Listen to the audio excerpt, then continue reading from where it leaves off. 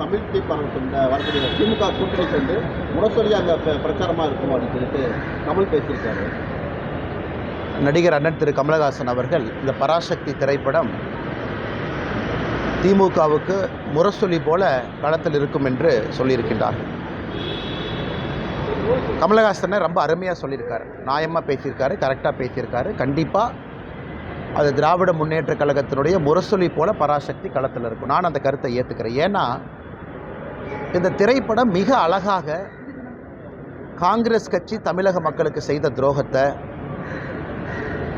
1950 நம்முடைய அரசியலமைப்பு சட்டம் வந்த பொழுது ஒரு மொழிகளும் எப்படி இருக்க வேண்டும் என்கின்ற வரைமுறை கொண்டு வந்திருந்தாங்க. பேசக்கூடிய மொழி எது, அஃபீஷியல் லாங்குவேஜ் எது, கம்யூனிகேட்டிவ் லாங்குவேஜ் எது, மத்திய அரசுக்கும் மாநில அரசுக்கும்.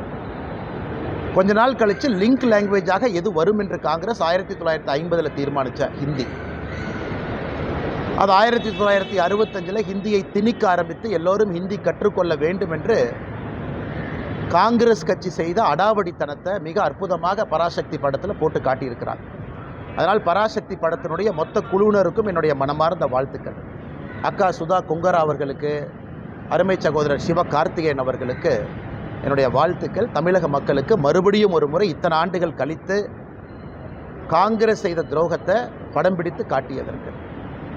இதில் ஆச்சரியம் என்னென்னா திமுக காரன் கொண்டாடிக்கிட்டு இருக்கிறான். அதான் அதில் சந்தோஷமாக இருக்கிறேன். எங்கே ஆப்பு வைக்கிறாங்க, நட்டில் வச்சாங்களா போல்ட்டில் வச்சாங்களானே தெரியாது திமுக காரன். இந்த பராசக்தி படம் சூப்பராக இருக்குது. காங்கிரஸ் கட்சி எப்படி மக்கள் 2008 2009 இலங்கையில் இனப்படுகொலைக்கு பிறகு மேலேயே வராமல் துரத்துனாங்களோ, காங்கிரஸோடு யாரெல்லாம் கூட்டணி வைக்கின்றார்களோ 2026 சட்டமன்ற தேர்தலில் பராசக்தி படம் திமுகவினுடைய முரசொலியாக அவர்களை அதே வீழ்த்தும். அதனால தான் பேர் தீ பரவட்டம்னு அவங்களே வச்சுக்கிட்டாங்க. தீ வச்சிங்கன்னா முதல்ல வீட்டை தானே பிடிக்கும். வீட்டுக்குள்ளே தீ வச்சா முதல்ல சொந்த வீட்டை பிடிக்கும், கூரையை பிடிக்கும், அந்த வீட்டுக்காரங்களை சுடும். அதனால் இந்த பராசக்தி படம் முதல்ல திமுக என்கின்ற வீட்டை சுடட்டும். காங்கிரஸோடு கூட்டணியில் யாரெல்லாம் இருக்கிறாங்களோ உங்கள் கூரையில் தீ பரவட்டும். அதனால் தீ பரவட்டும் நல்லா வச்சுருக்கிறாங்க. நான் இதுக்கு இன்னும் ஒரு வாரத்தில் நம்முடைய முதலமைச்சர் அந்த படத்தை பார்த்துட்டு ரிவ்யூ போடுறதுக்காக வெயிட் பண்ணிட்டுருக்கேன். நம்முடைய முதலமைச்சர் அவர்கள் வழக்கம் போல் படத்தை பார்ப்பாங்க, கூட 4 பேர் உட்காந்துருப்பாங்க, கட்டி பிடிப்பார், முத்தம் கொடுப்பார். இதை பார்த்து கண் கலங்கிட்டேன், நெகிழ்ச்சி அடைஞ்சிட்டுன்னு சொல்லுவார். அந்த காட்சிக்காக பார்த்துக்கிட்டு இருக்கேன். அதனால் நல்லா இருக்கட்டும், எல்லா மக்கள்லாம் போய் நல்லா பாருங்கள். பார்த்துட்டு காங்கிரஸ் யாரோடு கூட்டணியில் இருக்கிறாங்களோ அந்த வாக்குச்சாவடி பக்கம் போய் ஓட்டு போடுறக்கே போயிடாது. ஏன்னா அவங்க என்னென்ன அநியாயம் செஞ்சாங்கன்னு அந்த படம் சொல்லுது. எல்லோரும் பார்க்க வேண்டிய திரைப்படம்.